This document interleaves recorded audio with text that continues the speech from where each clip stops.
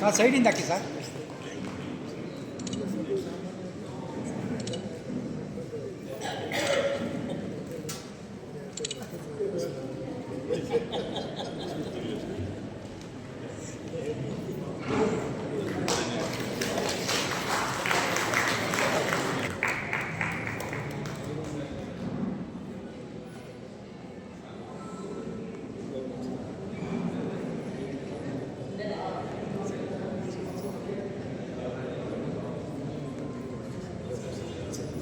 ಸರಿ ನೋಡಿ.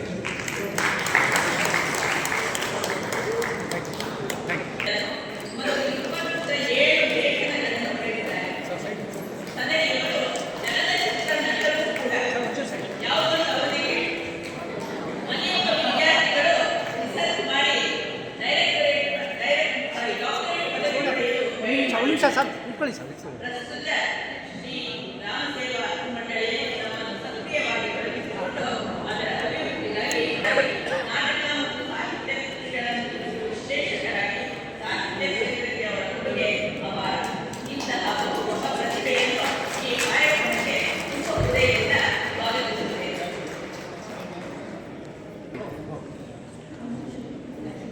ಸರಿ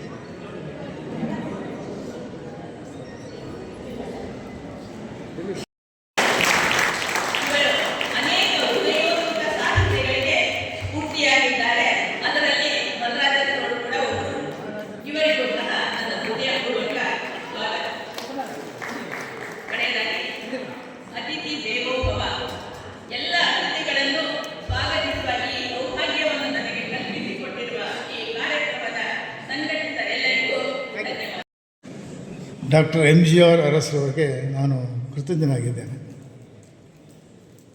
ಹೆಸರು MGR ಅರಸ್. ಈಗಿನ ಮಕ್ಕಳಿಗೆ ಗೊತ್ತಿಲ್ಲ MGR ಅಂದರೆ. ಭಾಳಷ್ಟು ಜನ 40-50 ವರ್ಷ ಆಗಿದ್ದವ್ರಿಗೆಲ್ಲ 70ರ ದಶಕದಲ್ಲಿ ಸಿನಿಮಾ ನೋಡ್ತಾ ಇದ್ದರೆ ಆಗ ಗೊತ್ತು MGR ಯಾರು ಅಂತ. MG ರಾಮಚಂದ್ರನ್ ಅಂತ ತಮಿಳಿನಲ್ಲಿ ಭಾಳ ದೊಡ್ಡ ಹೀರೋ. ತಮಿಳ್ನಾಡಲ್ಲಿ ದೊಡ್ಡ ಹೀರೋ, ಇಂಡಿಯಾಕ್ಕೆ ದೊಡ್ಡ ಹೀರೋ ಅವರು. ಮುಖ್ಯಮಂತ್ರಿಗಳು ಆಗಿದ್ದರು. ಅಲ್ಲಿ ಮುಖ್ಯಮಂತ್ರಿ ಆಗಿದ್ದರೆ ನಮ್ಮ ಕನ್ನಡ ಸಾಹಿತ್ಯ ಕ್ಷೇತ್ರಕ್ಕೆ, ನಮ್ಮ ಅರಸು ಸಮಾಜಕ್ಕೆ MGR ಯಾರಪ್ಪ ಅಂದರೆ ಡಾಕ್ಟರ್ MGR ಅರಸು.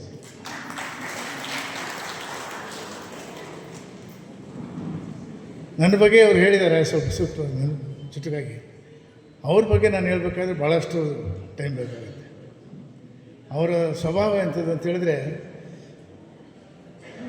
ಎಂಥವ್ರನ್ನೂ ಕೂಡ ಈಗ ನೋಡಿ ಮಲ್ರಾಜರ್ಸ್ ಅವ್ರಿಗೆ ಸಾಹಿತಿ ಮಾಡಿಬಿಟ್ರು. ಅವ್ರನ್ನ ಹೇಗೆ ಸಾಹಿತಿ ಮಾಡಿದ್ರು ಅಂತ ಹೇಳಿದ್ರೆ, ನನ್ನನ್ನು ಕೂಡ, ನಾನು DHO ಆಗಿದ್ದೆ, ಅವರು ಮೆಡಿಕಲ್ ಆಫೀಸರ್ ಆಗಿದ್ದರು. ನನ್ನ ಹಿನ್ನೆಲೆ ಹೇಳಿದ್ದಾರೆ ಈಗಾಗಲೇ. ಅದನ್ನು ಸ್ವಲ್ಪ ನಾನು ಹೇಳ್ಬೇಕಾದ್ರೆ ನನ್ನ ಕರ್ತವ್ಯ ನಾನು ಹೇಳ್ತೀನಿ. ನಾನು ಯಾತಕ್ಕೆ ಅರಸವರು ಮತ್ತು ದೇವರಾಜ ಅರಸವ್ರ ಬಗ್ಗೆ ಪೂಜ್ಯ ಮನೋಭಾವನೆ ಅವ್ರು ಹೇಳ್ತಾ ಇರ್ಬೇಕಾದ್ರೆ ನಾನು ಭಾವುಕನಾಗ್ಬಿಟ್ಟು. ಯಾಕೆ ಅಂತ ಹೇಳಿದ್ರೆ, ಧ್ವನಿ ಕೊಟ್ಟ ದಣಿ ಅಂತ ಹೇಳಿದ್ರೆ ದೇವರಾಜ ಅರಸರು. ನಾನು ಹೆಚ್ಚು ಸಮಯ ತೆಗೆದುಕೊಳ್ಳೋದಿಲ್ಲ. ಒಂದು ಸಂತೋಷ ಅಂತ ಹೇಳಿದ್ರೆ, ಈ ಭವ್ಯವಾದ ಕಟ್ಟಡಕ್ಕೆ ಬಂದಂಥ ಸಂದರ್ಭದಲ್ಲಿ ನಾನು ಪ್ರಥಮವಾಗಿ ಬಂದಿದ್ದಂಥದ್ದು. ಈ ಕಟ್ಟಡ ನೋಡಿ ತುಂಬ ಸಂತೋಷ ಆಯಿತು. ಯಾಕೆ ಅಂತ ಹೇಳಿದ್ರೆ, ಸುಂದರರಾಜ ಅರಸವ್ರನ್ನ ಕೇಳಿದೆ, ಸರ್ಕಾರದಿಂದ ಏನಾದರೂ ಸಹಾಯ ಆಗಿದೆ ಈ ಕಟ್ಟಡಕ್ಕೆ ಅಂತೇಳಿ. ಇಲ್ಲ, ಎಲ್ಲ ನಮ್ಮ ಸಮಾಜದ ಬಂಧುಗಳು ಅವರವರ ಶಕ್ತಿಗೆ ಅನುಸಾರವಾಗಿ ನೀಡಿರ್ತಕ್ಕಂಥ ಆರ್ಥಿಕ ಸಹಾಯದಿಂದ ಈ ಭವ್ಯವಾದ ಕಟ್ಟಡವನ್ನು ನಿರ್ಮಾಣ ಮಾಡಿದ್ದೀರಿ ಅಂತ ಹೇಳಿದ್ರೆ ನಿಜಕ್ಕೂ ಕೂಡ ಈ ಸಮಾಜಕ್ಕೆ ಒಂದು ದೊಡ್ಡ ಗೌರವ ಸಲ್ಲುತ್ತೆ ಅಂತಕ್ಕಂಥದ್ದು ನಾನು ಮನಪೂರ್ವಕವಾಗಿ ಹೇಳಕ್ಕೆ ಇಚ್ಛೆಪಡ್ತಾ ಇದ್ದೀನಿ. ಇವತ್ತು ಯಾವುದೇ ಭವನಗಳನ್ನು ಕಟ್ಟಕ್ಕೆ ಹೋದರೂ ಕೂಡ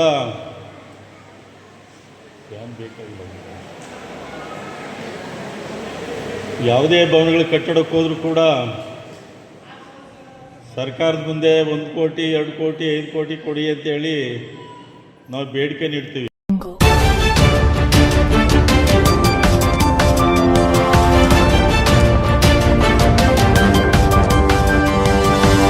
Thank you.